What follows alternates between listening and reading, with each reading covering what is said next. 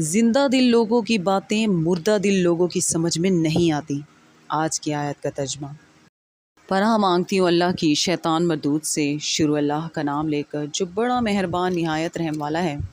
اور لوگوں میں بعض ایسا بھی ہے جو کنارے پر کھڑا ہو کر اللہ کی عبادت کرتا ہے، اگر اس کو کوئی دنیاوی فائدہ پہنچے تو اس کے سبب مطمئن ہو جائے، اور اگر کوئی آفت پڑے تو منہ کے بل لوٹ جائے، یعنی پھر کافر ہو جائے۔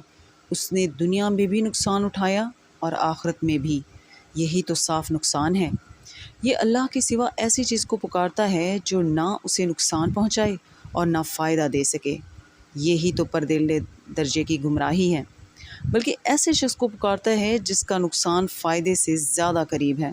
ایسا دوست بھی برا اور ایسا ساتھی بھی برا۔ جو لوگ ایمان لائے اور عمل نیک کرتے رہے، اللہ ان کو بہشتوں میں داخل کرے گا جن کے نیچے نہریں بہہ رہی ہیں۔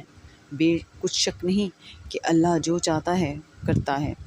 جو شخص یہ گمان کرتا ہے کہ اللہ اس کو دنیا اور آخرت میں مدد نہیں دے گا، تو اس کو چاہیے کہ اوپر کی طرف یعنی اپنے گھر کی چھت میں ایک رسی باندھے، پھر اس سے اپنا گلا گھونٹ لے، پھر دیکھے کہ آیا یہ تدبیر اس کے غصے کو دور کر دیتی ہے۔ صدق اللہ العظیم۔